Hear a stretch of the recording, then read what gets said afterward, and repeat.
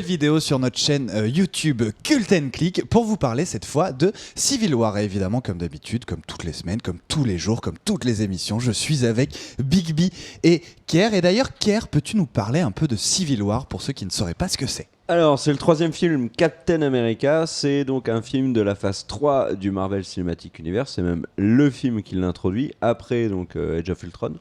Voilà, on suit les aventures de Captain opposé à Iron Man suite aux accords de Sokovie, qui est donc des accords qui obligent les super-héros à encadrer, laisser l'État, en tout cas l'ONU, en tout cas dans le film, l'ONU encadrer leurs activités suite à différents incidents, et notamment un incident qui se passe dans le film à Lagos, qui d'ailleurs fait énorme clin d'œil, je trouve, aux comics. Avec l'explosion de la sorcière rouge.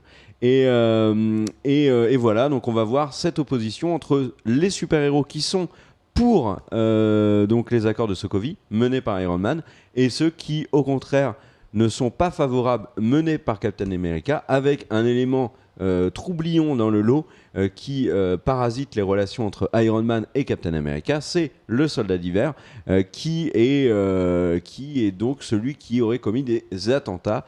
Donc voilà ce que c'est que ce Captain America Civil War, qui est un film d'une très grande importance dans cette phase 3 du Cinematic Universe, comme l'avait été d'ailleurs le soldat d'hiver pour la phase 2.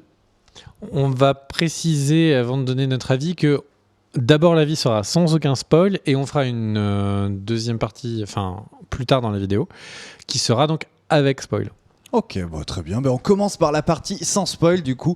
Bigby, qu'as-tu pensé de ce Captain America Civil War? C'est à chaque fois moi qui commence dans les avis en ce moment. J'ai parlé au début, Kerr a parlé, maintenant je me suis dit que c'était à ton tour. Eh bien, du coup, si c'est à mon tour, quoi en dire? Déjà, il faut savoir que je l'ai vu à 2 reprises. La première fois, j'ai vu le film, il me manquait les 10 premières minutes. J'ai commencé, donc ça spoil pas grand-chose, au moment où en fait on voit Stark avec les hologrammes du dernier moment où en fait il voyait sa famille. Concrètement, moi j'ai vraiment beaucoup aimé le film. J'ai pris autant mon pied en le regardant la première fois que la deuxième fois. Je trouve que le film est bien meilleur sans ces 10 premières minutes qui alourdissent l'histoire, notamment ce démarrage avec le problème qu'il y a eu avec la sorcière rouge, dont on ne parlera pas plus.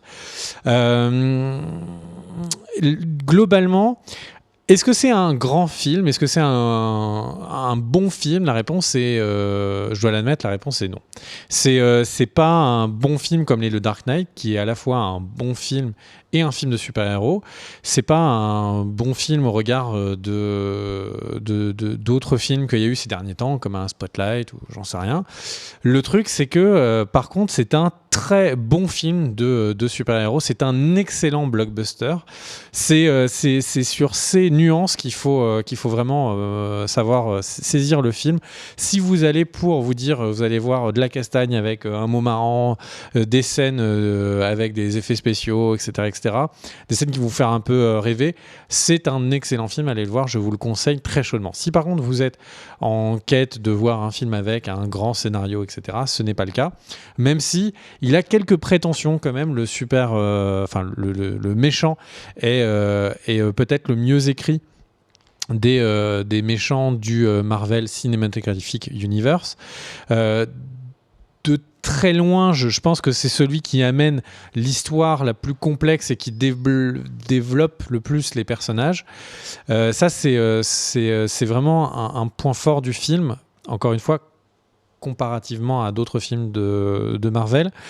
C'est également un film qui, je trouve, a des scènes très réussies dans leur humour et avec beaucoup de personnages secondaires qui sont relativement bien dessinés, même s'ils n'ont pas beaucoup de temps. Je pense notamment à Black Panther qui dégage le swag, qui dégage le style par tous les pores de sa peau. Spider-Man que je trouve également très réussi, sans doute le meilleur Spider-Man par sa fraîcheur, par son humour, par la démesure de ses pouvoirs. C'est-à-dire qu'on a un Spider-Man qui a 10 fois plus de pouvoirs qu'avant, et du coup au regard des autres personnages, le fait que ce soit un aussi jeune enfant qui ait autant de pouvoirs, ça crée un dégât décalage assez marrant. Et voilà. Et puis le côté buddy movie du côté de Captain America et de ses comparses, c'en est assez intéressant. Maintenant, juste pour avoir un avis un peu plus 360 sur notamment le côté adaptation par rapport aux comics, on vous a fait sur la chaîne une vidéo qui est donc la différence de comics entre le film et l'œuvre originale. Si on le considère en tant qu'œuvre d'adaptation, le film est pas loin. On pourrait dire qu'il est pas loin d'être nul à chier. Le pourquoi est-ce que Captain America se rebelle contre Iron Man, c'est un peu bidon, c'est un peu proche du vigilante, c'est-à-dire qu'en fait il veut pas la supervision de l'ONU. Pourquoi ? Parce qu'il pense qu'il est mieux que l'ONU. Voilà. Donc là où on voit que dans les comics, c'était parce que il y avait un énorme problème sur les identités secrètes et il refusait que tout le monde dévoile son identité secrète et que du coup tous les super-héros et toute leur famille soient en danger. Ça, c'était une vraie raison de se battre. Là, de dire qu'en fait, il sait mieux comment diriger le monde que l'ONU, je trouve que c'est un peu dangereux. Et voilà. C'est plus qu'il veut garder son libre arbitre. Bah oui, mais libre arbitre d'intervenir partout dans le monde pour aller castagner les gens, enfin, c'est un peu dangereux quand même. Et de se dire qu'il ne sera pas manipulé. Moi, je l'ai plutôt pris comme ça. Ouais, c'est la peur d'être manipulé. Donc en fait, il peut prendre un flingue dans n'importe quelle ville, veut tirer sur quelqu'un, il est au mieux au courant de tout le monde. Ouais, mais il l'a jamais fait. Il l'a jamais. Moi, je l'ai jamais fait. Est-ce que ça veut dire que je peux le faire ? Non, c'est pas du tout ce que je suis en train de dire. Il l'a jamais fait pour des mauvaises causes. C'est-à-dire que s'il l'avait pas fait à New York, il y aurait plus de terre. S'il l'avait pas fait contre Ultron, il y aurait plus de terre. Donc dans tous les deux cas, heureusement qu'il est intervenu. Le Captain. Non, je suis pas d'accord. Déjà parce que ça sous-entendrait que tous les gens qui n'ont pas pris une arme ou qui ont sauvé une fois un chiot, ils ont le droit d'aller faire ce qu'ils veulent. Et de deux, il faut pas oublier que il se bat. Et de deux, il faut pas oublier que si il se bat pour l'ensemble des super-héros qui ne doivent pas signer ces accords, Iron Man a sauvé New York, il a eu plein de moments très forts, et pourtant c'est lui qui a créé Ultron et qui a failli faire que la Sokovie et le reste du monde soient tous balayés. Et donc c'est pour ça que je trouve que ces raisons sont un peu trop rapides, c'est dommage. Par contre, si on se dit que c'est une œuvre à part, qui a ses propres codes, que c'est normal qu'il soit que 6, là où dans le comics ils sont 250, bon, pourquoi pas. Le film est un peu vide, mais pourquoi pas si on le prend comme œuvre à part et surtout pas comme un Avenger, mais comme un Captain America, parce qu'un Avengers ça aurait mérité encore plus de budget. Et je l'ai bien kiffé, voilà. Donc un avis qui peut être mitigé si on le considère en tant que film, mais qui est excellent si je le considère en tant que blockbuster. Qui veut réagir ? Moi, je vais donner mon avis aussi sur ce film. Alors, en toute honnêteté, je me suis ennuyé pendant 2 heures. Vraiment ennuyé, avec des gros problèmes à mon sens. Je commence par les points négatifs, voilà. Parce que j'ai trouvé que la mise en scène des frères Russo, ça n'allait pas. Il y a des choses qui m'ont énormément gêné, les plans serrés en permanence dans les scènes d'action. On comprend rien de ce qui se passe. Par exemple, là, il y a une scène de baston au Nigeria où on comprend. Enfin, il y a Black Widow qui se bat. Je ne comprenais pas ce qui se passait. J'avais l'impression que Black Widow venait de mettre KO 5 ou 6 fois la même personne parce que c'était des plans serrés en permanence. Même chose avec ce qu'on voit dans le trailer, donc de Captain qui tient un hélicoptère. Cette scène aurait pu être hyper impressionnante et dans les faits, elle l'est pas parce qu'on voit toujours Captain. Filmé au niveau de son tronc qui tient un hélico, mais on voit pas il y a 1 ou 2 plans de l'ensemble. Ça m'a dérangé. Après, il y a des déséquilibres sur les personnages. Certains personnages sont vraiment des faire-valoir dans l'histoire, comme Ant-Man, Hawkeye et compagnie. D'autres sont, je trouve, très mal développés. Ça me fait mal de le dire parce que c'est mon personnage préféré chez Marvel, c'est la Sorcière Rouge. Vision, j'y crois pas une seule seconde à Vision. Mais après, on peut relativiser en disant que c'est Captain America Civil War. Donc les personnages qui sont importants, c'est Captain America, ceux qui sont autour de lui, c'est-à-dire le Faucon, qui est pas très important dans le film, et le Soldat d'hiver, très important. Un personnage qu'ils introduisent qui est très important avec l'intrigue, c'est Black Panther, et puis Iron Man, parce qu'avec sa relation avec Captain. Donc tout ça, c'est dans un sens, ça pourrait être cohérent. Mais Civil War, Nous, on a été, on a lu le comics et on sait ce qu'il nous a offert. C'est comme tu le disais dans l'émission live, l'affrontement dans l'aéroport, c'est qu'on voit dans le trailer, c'est dans le bouquin, c'est à New York, c'est avec un Thor, avec plein de trucs. C'est vraiment quelque chose qui en met plein la vue. Là, dans les faits, c'est un peu gagne petit. Et je trouve qu'ils ont foiré vraiment Ant-Man. Ça, c'est quelque chose qui m'a fait mal, parce que j'avais trouvé Ant-Man très réussi dans son film. Mais à côté de ça, ils ont réussi des trucs vraiment. C'est-à-dire Spider-Man, en effet, il est plutôt réussi. Alors, comme je le disais dans l'émission live, c'est pas un personnage avec ce côté humour ado qui me botte. Mais pour le coup, je le trouve tellement plus intéressant que Andrew Garfield dans The Amazing Spider-Man 2, par exemple, où il était tout simplement détestable. Et au niveau des grosses réussites, on a Bucky qui est vraiment intéressant, Sharon Carter qui est complètement dans l'ombre, et ça c'est dommage, mais Black Widow a ses petits moments, et puis Black Panther, c'est la grosse réussite du film pour moi.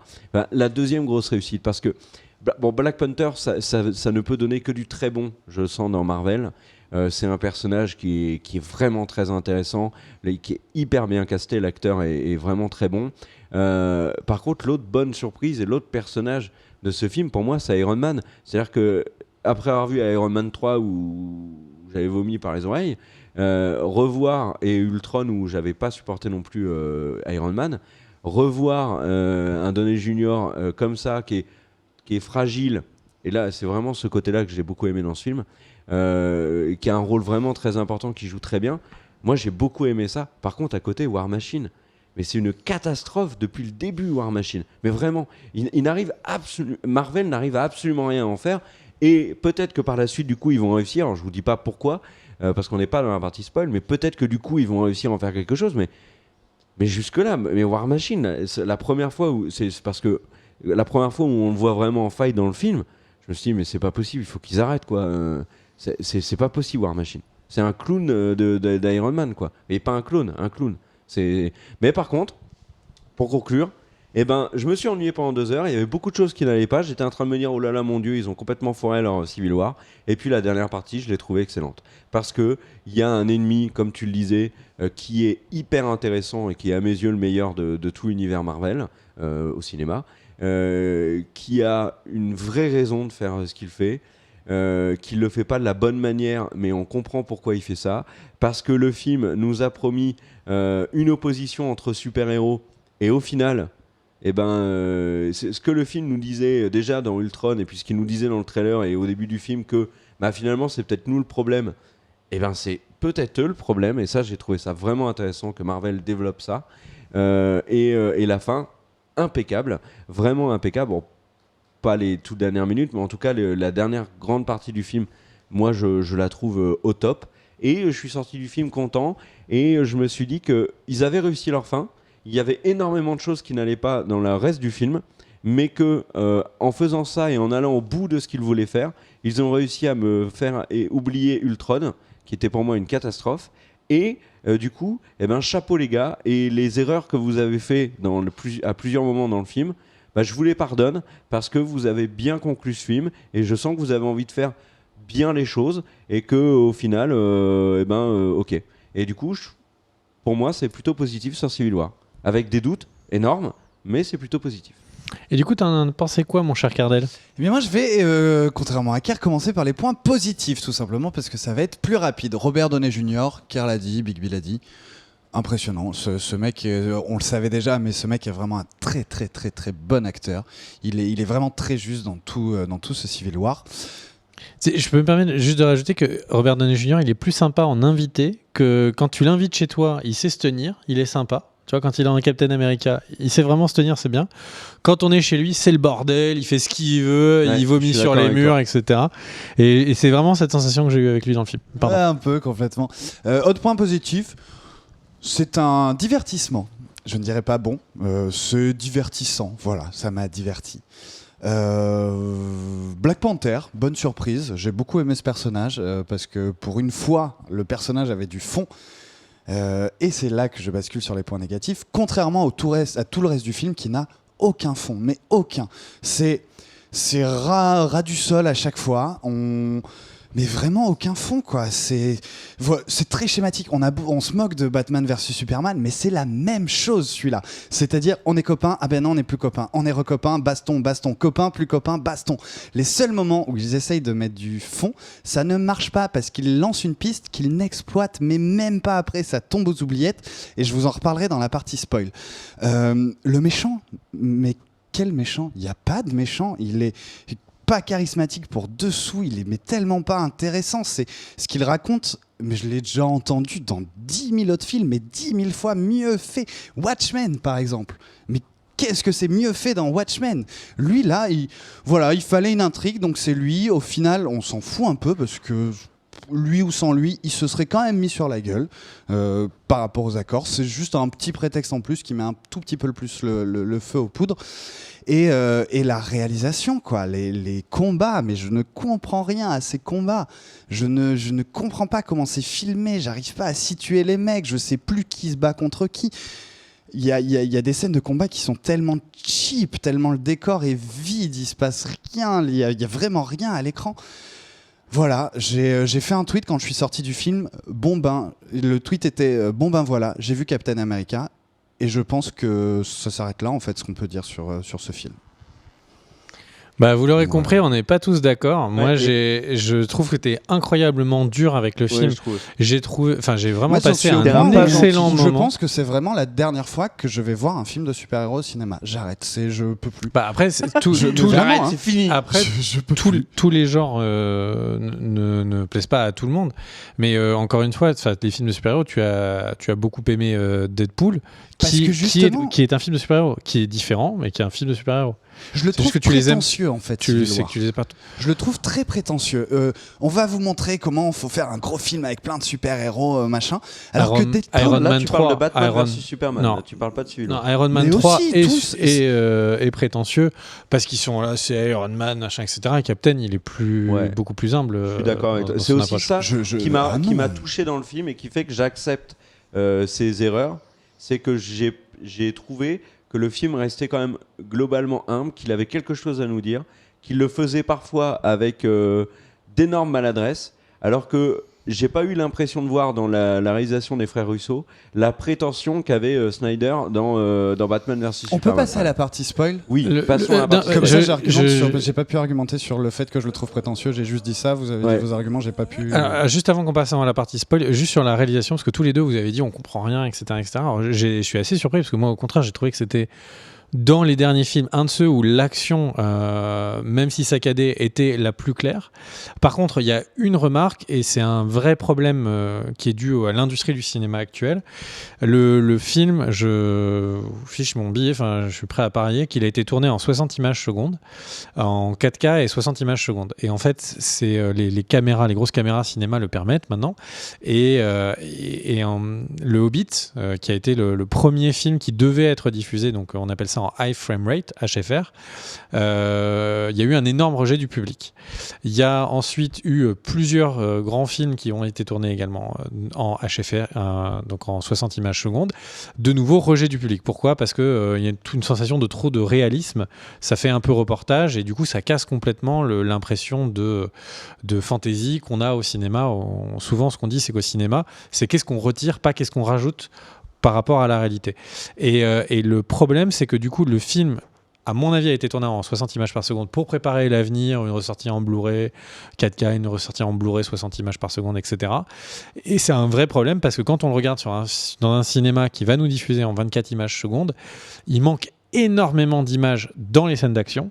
Et comme ils ont tourné avec ce qu'on appelle un shutter, donc c'est-à-dire une prise d'image très nette, ça donne des moments où, notamment, on le voit avec Black Widow, la veuve noire, au début, la scène d'action est trop hachurée. Ce n'est pas, pour ceux qui sont un peu fans de cinéma, c'est pas du tout le fait, ils n'ont pas voulu refaire l'effet stroboscopique qu'il y avait dans, par exemple, Gladiator.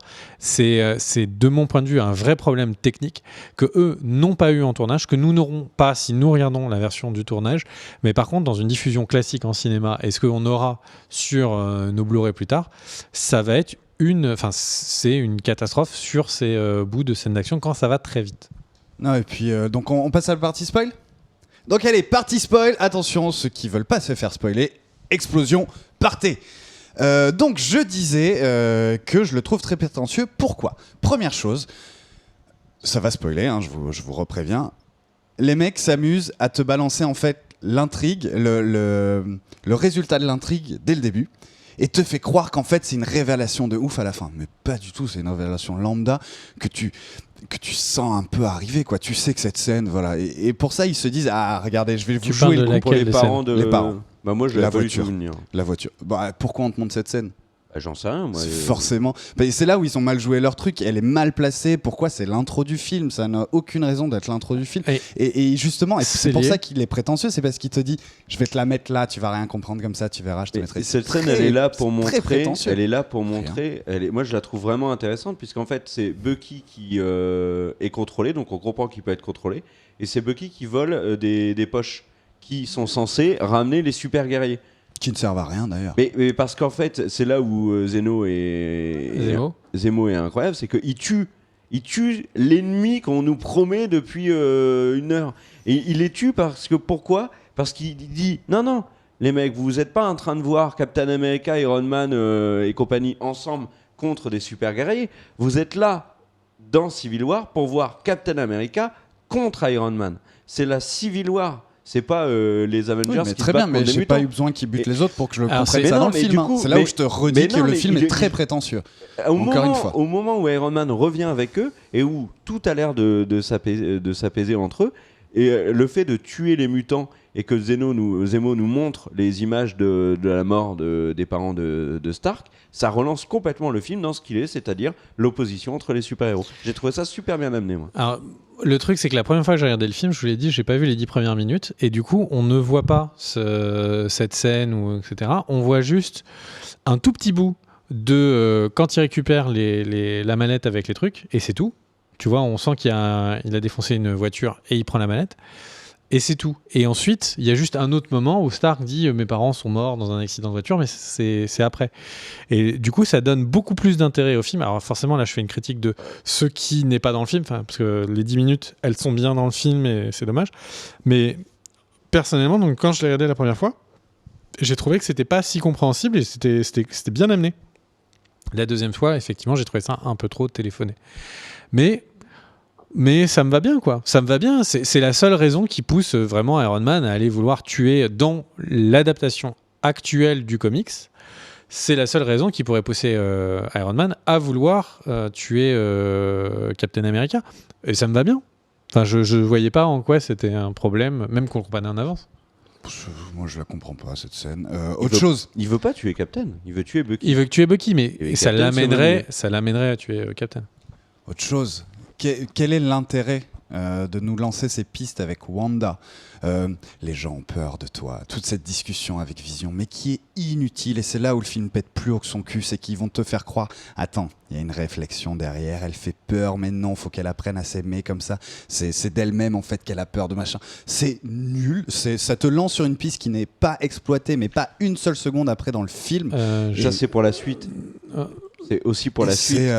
Mais c'est de catastrophe. Le moment, c'est de dire que, soi-disant, elle balance des hormones qui fait que tout le monde a les jetons. Donc, dans un climat où c'est elle qui est coupable de l'accident, mieux vaut pas qu'elle sorte parce que tout le monde va méga flipper. Non, ça va créer un plus bordel. loin que ça. Le discours est plus loin que ça. Et après, elle dit oui, mais au début, je me voyais à travers leurs yeux qui avaient peur de moi. Il a fallu que je m'accepte. Bon, ça, c'est l'autre truc. Mais je sais pas ce qui est pas clair ou qui. Mais je dis pas que c'est pas clair. Je dis que ça lance une piste qui n'est pas exploitée, que ça fait très. Attendez, regardez. En fait, il y a du fond derrière. Et en fait, que dalle. Il y a pas de fond dans la manière dont c'est présenté. T'as pas vu l'intégralité du Marvel Cinematic Universe. Peut-être qu'ils vont développer le côté sombre de Wanda comme ils l'ont fait dans les comics d'ailleurs. Non mais d'accord, mais pas besoin de te faire... Et puis moi je pars quand même du principe qu'une œuvre doit réussir à se suffire à elle-même, même s'il y a une suite, même s'il y a un avant, l'œuvre doit se suffire à elle-même. Et ça n'a aucun intérêt de foutre ça là. Ça n'a aucun intérêt de foutre ça là. Tu peux le développer dans le suivant.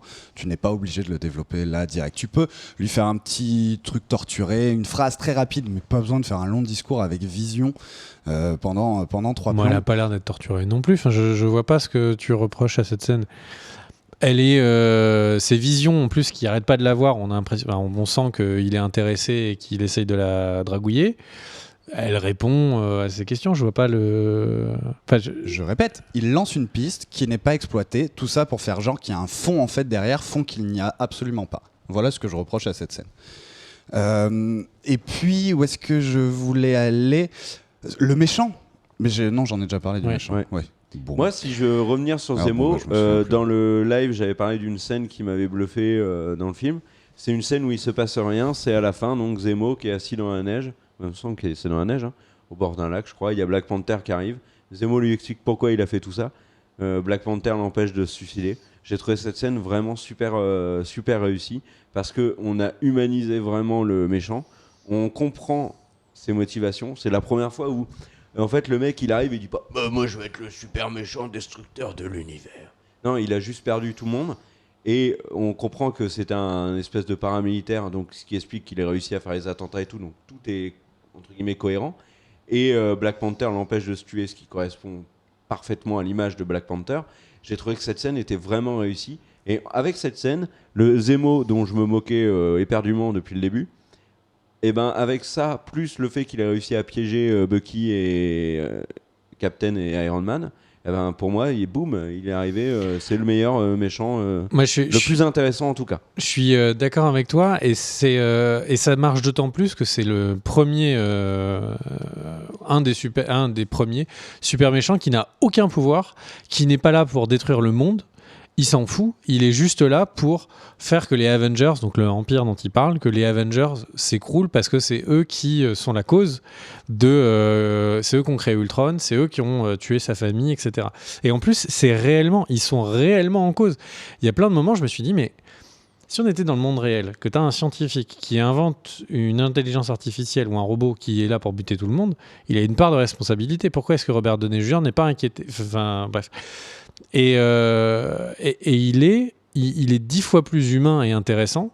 Et j'ai 10 fois plus envie de voir Zemo évoluer, de voir comment est-ce qu'il va vivre à sa survie, comment est-ce que de revoir le méchant de Gardien de la Galaxie qui est juste une caricature. Là, on a un vrai humain qui a perdu sa famille et Pète les plombs. qui pète les plombs. Après, il n'a pas eu 15 scènes, il ne nous a pas déclamé un Shakespeare pour nous expliquer ça. Mais dans l'écriture du blockbuster qui laisse relativement peu de temps, surtout quand il y a autant de personnages, pour s'exprimer un personnage, je trouve qu'il s'exprimait particulièrement bien, Zemo. Le seul moment en fait où le film pète pas plus haut que son cul, c'est ça commence quand ils sont dans la voiture où ils récupèrent leurs costumes et ça se finit avec la fin de l'aéroport. C'est le seul moment où justement là ça fonctionne, c'est léger. Le personnage de Spider-Man apporte beaucoup, c'est drôle, ça pète pas plus haut que son cul, c'est de la baston juste pour de la baston et ça fonctionne. C'est tout ce qu'il y a autour de ça, tout ce que justement Deadpool ne fait pas et c'est pour ça que j'ai aimé Deadpool.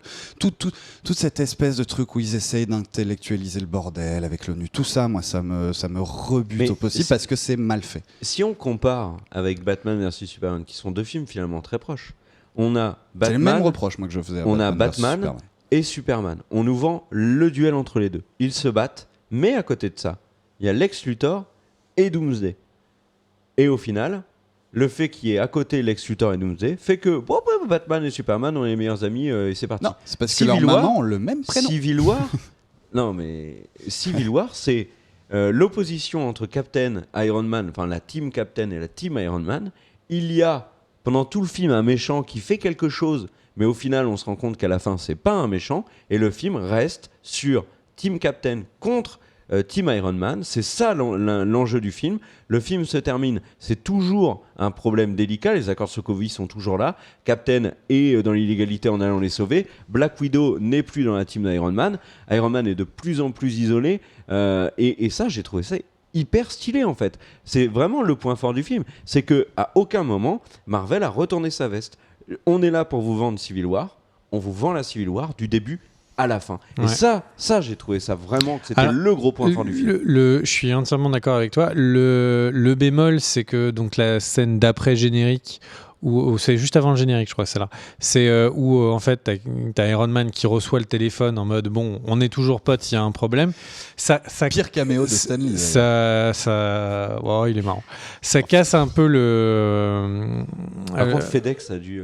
Ouais. FedEx a dû y aller. Ça casse un peu le poids du film parce qu'en fait ils nous disent bon, on a vu comment ils étaient là pour s'en foutre de sur la gueule, qu'ils sont des ennemis à mort. Et au final, il lui file son téléphone si t'as un problème. Donc en gros, t'as eu un coup de chaud. On présuppose que Robert Downey Jr., enfin Stark, son coup de chaud est redescendu et ils ont pu passer à la suite. Sauf que Captain a plus son bouclier. C'est un peu dommage. Bon, Captain a plus son bouclier. Ça, en quoi c'est un problème ? Il a perdu son bouclier, mais vraiment, ça tombe. Vraiment bien. Il est dans le pays qui est le seul pays producteur du minerai qui permet de refaire son bouclier. C'est vraiment un coup de bol. Mais enfin bref. Et juste, ah oui, il y a un truc que je voulais dire puisqu'on profitait des spoils. Le grand combat, etc. Pour des fans de comics ou pour des fans du Marvel Cinematic Universe, ils ont quand même été sacrément générés parce que le Giant Man, donc le Ant-Man qui se transforme en homme géant, c'est cadeau. C'est pas quelque chose qu'ils ont attendu plusieurs films, développer des side stories ou attendre le film donc de Ant-Man and the Wasp pour nous le sortir. Qu'est-ce que c'est raté Ils nous l'ont sorti. Je trouve que les vannes fonctionnent mieux que la scène d'action. Spider-Man il y a fonctionne quelques mieux coups, que il y a la scène quelques coups de pied du géant Ant-Man qui fonctionnent bien, où tu dis ouais, il est énorme, et les plans suivants, il est plus capable de rien faire, il se fait complètement éclater. Mais oui, mais parce que ce qui est marrant, c'est ce que fait Spider-Man, c'est le double punch des deux autres, c'est ce qui se passe autour. En fait, c'est plus qu'un leurre pour que les autres puissent se casser. Mais ce qui est assez bizarrement fait, c'est que quand on avait vu les trailers, etc., tous les fans de comics ont dit oh, mon Dieu, ils ont Vision qui est méga surpuissant de ouf du côté Iron Man, et de l'autre côté, ils n'ont pas grand monde. Ils ont que des humains et Scarlet Witch. Et au final, dans la scène d'action, vous ferez gaffe quand vous le verrez, si vous le revoyez un jour, en fait, Vision n'est pas là. Oui, mais je l'ai remarqué. Il balance 2-3 lasers et puis il combat personne. En fait, il y a des moments, ils sont tous en train de se battre. Vision doit être à côté, en train de prendre une petite, un petit café crème ou je sais pas, et il réapparaît au moment où tous les mecs du côté Iron Man sont en galère. Là, il y a Vision qui revient. Mais pendant tout le combat, Vision, vraiment, il prend son petit café crème à côté, son petit jus d'orange, sa petite pressage et basta. Donc ça, c'est vraiment, c'est une solution un peu dommage de dire j'ai juste oublié dans le montage. Oups. C'est tellement habituel. Enfin, Batman versus Superman, et Batman disparaît plein de fois dans la scène. On se dit mais il est où Batman Non, c'est logique. Disparaît. C'est logique parce que le mec, juste sur les miettes du combat, il peut se faire tuer sur un caillou qui ricoche. Alors, si c'est un vrai homme, il y va. Dans le cas et en plus, il y va. Dans le cas de Vision, il n'y a aucune raison. Il peut calmer tout le monde en quelques instants. Enfin, c'est un peu bizarre. Il y avait peut-être une mise à jour. Peut-être une mise à jour du système. Non, parce que justement, on nous lance une autre piste qui n'est pas encore une fois exploitée, où il te parle de ce qu'il a, du sceptre de Loki. Ça, c'est Infinity War. Ouais. De tout ça que j'ai pas trop aimé. Je savais même pas que j'étais capable de faire ça. Oui, bon, ok, je trouve que c'est encore foiré. En fait, là où tu critiques la relation Scarlet-Vision, c'est Infinity War, parce que Thanos, s'il arrive dans Infinity War, il prendra forcément ce qu'a... Le petit bijou magnifique de Vision sur la tronche. Et qu'est-ce qui va arriver ? Voilà. Et est-ce que c'est Scarlet Witch qui va l'aider Thanos à le prendre ? Est-ce que Scarlet Witch va se venger ? Je pense que tout ce qu'ils ont développé sur Vision et Scarlet Witch, c'est pour Infinity War. En fait, juste pour un truc, je suis d'accord qu'un film doit être bon dans son unité, mais ça ne veut pas dire qu'il n'a pas le droit d'avoir des connexions avec le début et un début et une fin. Si ces connexions rendent le film complètement opaque, je suis d'accord avec toi. Là, j'ai pas eu l'impression que le film était complètement opaque pour quelqu'un qui n'aurait jamais vu un film de Marvel. Mais moi, je lui en veux pas d'avoir des connexions. C'est normal. Il va y avoir une dizaine de films après, et il y a eu presque une dizaine de films avant. D'où, justement, je vais rebondir sur ce que tu as dit, aussi sur ce que tu as dit, Kerr, parce que ce que vous venez de dire me fait repenser à un truc que j'ai dit en live, mais que je veux redévelopper ici. Ça dit beaucoup de trucs. Est-ce que... Moi, je pense que j'aurais énormément plus kiffé Civil War ou même tout ça si c'était en fait une série. Parce que je pense qu'ils auraient eu beaucoup plus le temps de développer les personnages. Je pense que tout ce que je dis, ou les pistes qu'ils lancent et où c'est jeté à la trappe, il n'y aurait pas eu ce problème-là en série. Tu aurais eu la possibilité de mettre beaucoup plus de super-héros, de respecter peut-être un peu plus le comics et donc de faire un peu plaisir à tout le monde. Peut-être que je pense qu'il y a un problème de positionnement en fait sur la façon dont ils ont décidé de développer l'univers comment je peux dire ça, audiovisuel de Marvel. Je pense qu'ils vont vraiment pas dans la bonne direction. Que c'est pas en film qu'il aurait fallu faire ça, mais peut-être plus en série. Moi,